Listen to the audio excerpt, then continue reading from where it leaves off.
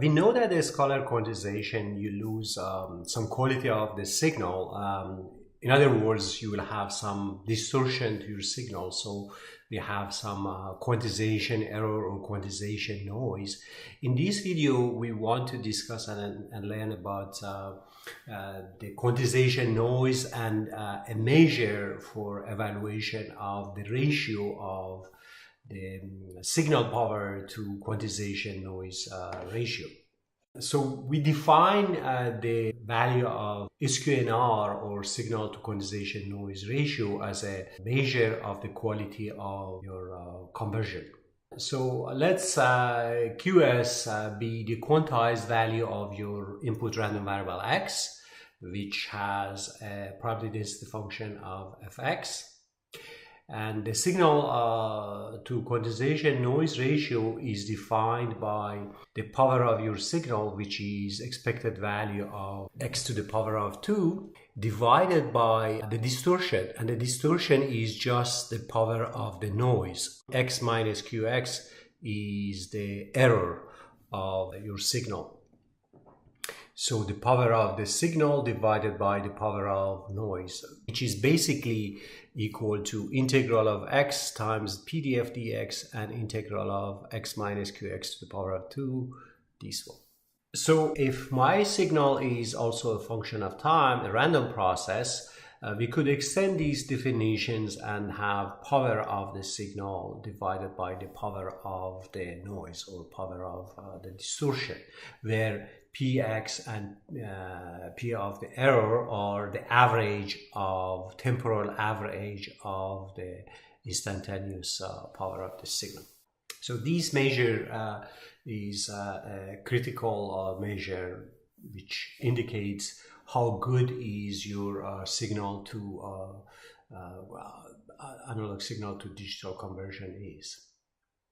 So in order to evaluate signal to noise, signal to quantization noise ratio, we could look at the partition. So suppose that A1 is the boundary of the first partition. So the first partition starts as minus infinity to A1. The second partition starts as A1 to A2. And the third one is from A2 to A3, and the last one is AN minus 1 to plus infinity, because this is one interval, this is another interval, and then you have so for uniform quantization, A2 is the distance between AI plus 1 and AI are all equal to delta. So if A2 is equal to A1 plus delta, A3 is equal to A1 plus 2 delta, and so on. So these intervals. So this makes it in a way that we could write the integral. So the distortion is the integral of expected value of the error to the power of 2, which is basically integral from minus infinity to plus infinity of the error times pdf dx. But this interval, it needs to be divided into these subintervals, subinterval 1, subinterval 2, etc. So I write this integral from over the first interval from minus infinity to a1, and then plus a2 to a1 to a2, a2 to a3, etc. So we'll have summation over all these other intervals, and then plus the integral over the very last interval, which goes to plus infinity.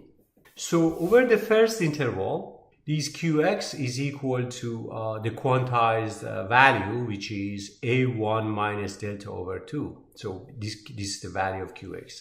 And over the last interval, the quantized value is an minus 1 plus delta over 2. So you will have an minus 1 plus delta, which is going to be this value.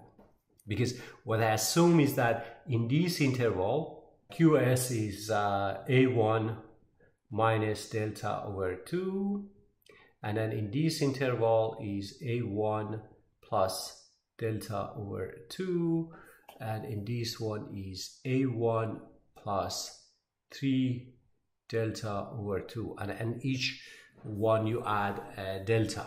And over the last one, or the last interval, the qx is equal to a1 plus delta times 2 n minus 3 divided by 2.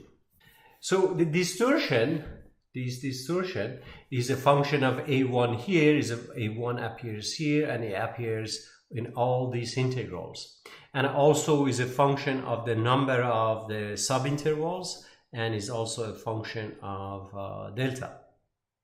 So if we want to minimize the distortion in terms of n or a1 or delta, this is a very complicated optimization and is a tedious problem. So which could be done numerically, but not analytically. For non-uniform quantization, we could write the problem similarly over different integrals. So distortion will become integral over the first interval plus the last interval and all other intervals. So we'll have 3 summation. So if you want to minimize the distortion with respect to, let's say, AI, or with respect to quantization values, we could calculate the derivative of the distortion with respect to these parameters and set it 0 and find the solution which will give us the optimal value. So if we do that, when we derive these with respect to AI, so AI appears only on 2 of these integrals, and xi appears only in 1 of them. So if you calculate, set them to 0, you will find a set of equations for AI and you obtain another set of equations for xi's. So if you know the quantized values, this means that the boundary of the partitions is in the midpoint of the quantized values. You add these two together and divide by 2. Similarly, quantized value is the center of each conditional mean in each interval. So provided that you have done your partitions, provided that AI and AI minus 1 are given, so the conditional expected value of x gives you the center point. So this is something that is also true when we go to vector quantization.